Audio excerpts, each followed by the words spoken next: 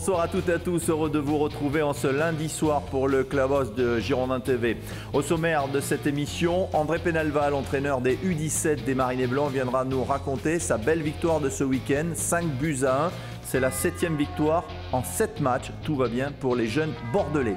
Également au programme, l'interview exclusive sur Girondin TV d'un joueur qui est blessé actuellement, c'est Théo Pelnard. On veut tout savoir, sa préparation pour redevenir un joueur professionnel à partir de janvier, on l'espère, il sera sur ce plateau. Et puis nous serons également avec notre consultant Philippe Fargeon pour revenir sur la belle victoire de l'équipe de France face au Portugal. Et puis on évoquera avec lui ce qu'il a retenu des 9 premières journées de Ligue 1 et le très beau parcours de Bordeaux qui est actuellement 2e. On débute votre émission de ce lundi avec les résultats chez les jeunes. Alors il n'y avait pas de CFA ce week-end, vous le savez, puisqu'il y avait Coupe de France et Coupe d'Aquitaine. Et en Coupe d'Aquitaine, la réserve bordelaise n'est pas encore entrée en lice.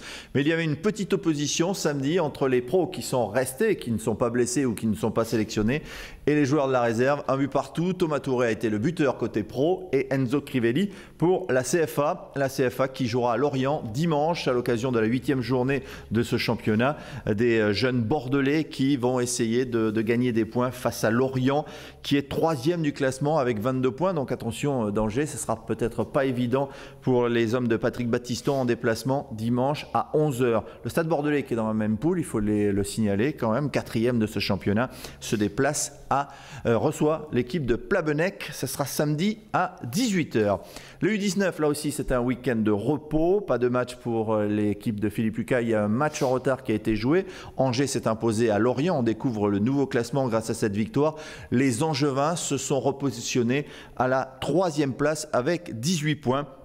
Les jeunes Girondins, eux, occupent la 2e place avec 19 points, soit 2 points de retard sur le leader Tours. La 7e journée va se dérouler ce week-end avec Villeneuve qui jouera contre Rennes. Villeneuve qui est 14e face au 12e Rennes.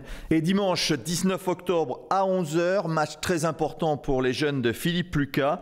Ils joueront face à Brest au Haillan. Bordeaux 2e avec 19 points. Brest qui est 6e avec 17 points. Bon, alors pas de match en CFA, pas de match chez le U19. Match chez les U17 avec, regardez les résultats tout de suite, cette nouvelle victoire des Girondins de Bordeaux qui s'impose 5-1 face à Toulouse-Fontaine. Châteauroux a battu Limoges 1-0, victoire de La Roche-sur-Yon à Lourdes 1-0. Niort s'impose 4-1 contre Bayonne à Bayonne, match nul entre Poitiers et Nantes 4-4. Pau et Colomiers 1 but partout. Quant au Muret, s'est opposé à Mérignac, 3-1. 7e victoire pour les jeunes bordelais, je vous le disais, un succès 5-1.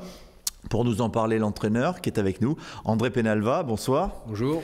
5-1, c'est tous les week-ends, 4, 5 buts. Vous allez vous endormir à force, parce que vous allez vous dire, c'est facile tout le temps. Justement, il faut pas. Moi, je m'endormirai pas, mais les jeunes, eux, peuvent s'endormir, oui, parce que. En fait, c'est pas facile, c'est surtout le résultat de beaucoup d'efforts, de travail aux entraînements et d'implication forte dans les matchs. Le déroulé s'est passé comme vous le pressentiez face à Toulouse-Fontaine, 5-1, ça veut dire que c'est large. Oui, disons que notre objectif quand le match commence, et notamment contre les clubs amateurs, hein, c'est de mettre une forte pression tout de suite et la tenir le plus longtemps possible. Donc c'est ce qu'ils ont fait. Et à la mi-temps, il y avait déjà 4-0. Comment vous arrivez à garder vos jeunes sous pression? Vous êtes meilleure attaque, meilleure défense. Donc ça veut dire que tout va bien.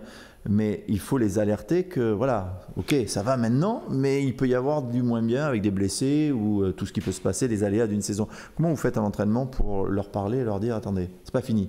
Ben déjà, bon, j'ai du recul par rapport à ce championnat. Et il y a eu des saisons où on a eu des très mauvaises séries. Parce qu'en fait, c'est un championnat qui n'est pas hyper difficile, mais à chaque fois qu'il y a un relâchement, on paie cash dans ce championnat. Et tant mieux parce que au moins, en leur réexpliquant ce qui s'est passé les saisons auparavant, eh bien, ils comprennent que s'ils relâchent, ils peuvent être accrochés, perdre des matchs, et du coup, ne plus avoir dans leur tête, parce que dans leur tête, ils ont l'idée de faire les phases finales, comme chaque année.